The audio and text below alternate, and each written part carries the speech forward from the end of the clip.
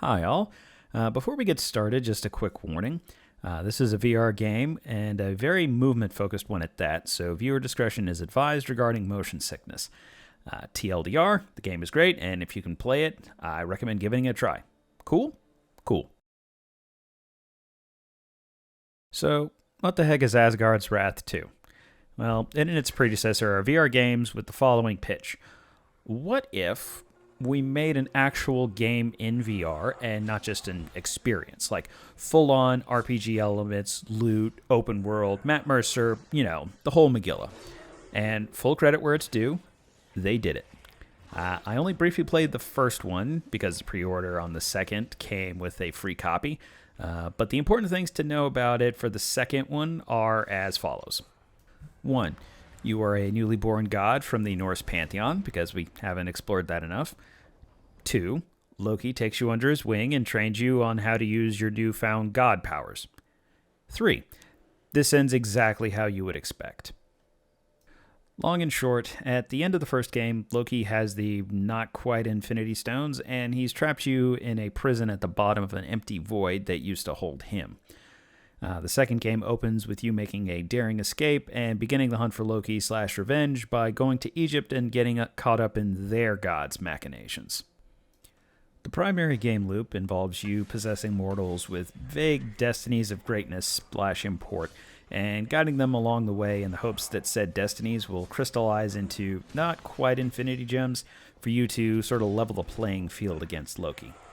There are 4 characters in total in Asgard's Wrath 2 that all have different weapons and playstyles and abilities, but I've only played as the first one, Abraxas. Dude's got a sword and a Mjolnir-like pickaxe, and it's pretty sweet. Combat in the game is very visceral. You strike with your weapons, and if you time it right, you can deflect enemy strikes as well as even send projectiles back at them. Sometimes enemies will either get hit stunned or begin a long wind-up attack that leaves like this crystal weak point somewhere on their bodies. If you hit that, they take extra spicy damage. The game also has the good version of skill trees that give you actual abilities and bonuses that matter. So as you unlock more options for your weapons, it just gets deeper and deeper. To help out in combat, you also have companion characters with their own skill trees and combat styles. I've only got one so far, and she's already proven to be super handy with just a few skill point upgrades. You also high five and fist bump them to increase a friend rating, and she also turns into a giant mount that you can use to ride around the open world. Now, when I say they wanted to make a real game with an open world earlier, I meant it.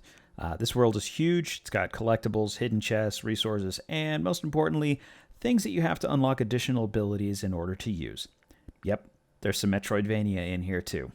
And it's kind of hard to convey just how great an open world is in VR, even with video. There's just something about going to the Temple of Osiris and it being a real full-sized actual temple. But it's not a real game until you get some puzzling and or platforming involved, and Asgard's Wrath has both. Braxis is very much from the Prince of Persia/Assassin's Creed school of traversal, and he loves to slide, wall run, and climb all over things. For puzzles, you've got the dual mode segments. These are areas of the game where you find these god altars and you leave your mortal shell alone for a little bit while you move around pieces of the scenery to help them. These segments do something I just love to see in games, which is large-scale interactions that you can then see the results of in real time from a more typical person-sized perspective.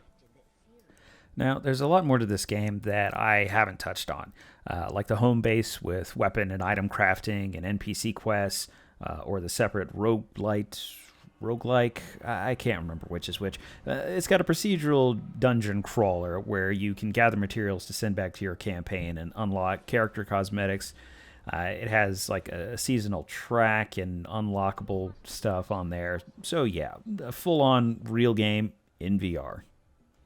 So in case you can't tell, I absolutely love this game. It's something I think we were all kind of hoping to see in VR, but budgets and user-based numbers just conspired against it happening. If you can play it and you don't get sick in VR, I can't recommend it enough. Having said all that, let's talk a little bit about how exactly you can play this thing. First and foremost, both games are MetaQuest exclusives. That means you ostensibly need a MetaQuest 2 or better to play it. I say ostensibly because the first Asgard's Wrath is only playable from the Oculus app on a connected PC, which means that if you've got some kind of Steam app that just so happens to pipe Oculus content to any connected VR headset, you can play it on whatever. Asgard's Wrath 2, however, is a headset-only affair, so no luck there, and you're gonna want either a battery backup or a long, non-intrusive cable so you can play this. Now for the other caveat, you always want plenty of room for VR games, but this one wants a lot of room. My footage is all from me standing as still as I can the entire time, because I don't have a lot of space in the real world for all of this. And so I had to make liberal use of the quick turn option constantly to remain oriented. And even with all of that, I still hit my hand on a wall more than once while in combat. For these games, you really want like a room scale setup so that you can actually fight properly. But that's the basics of Asgard's Wrath and Asgard's Wrath 2, VR's first real game franchise. As of this recording, the MetaQuest 3 headsets come with a free copy, so if you've been eyeing one of those, along with some more interesting VR games and experiences, I say go for it. Myself, I grabbed a Quest 2 to play this on when they were running Cyber Monday and Black Friday deals on some pretty steep discounts. I think some of those are actually still active. So if the price for the Quest 3 is a little too high, maybe look into the Quest 2.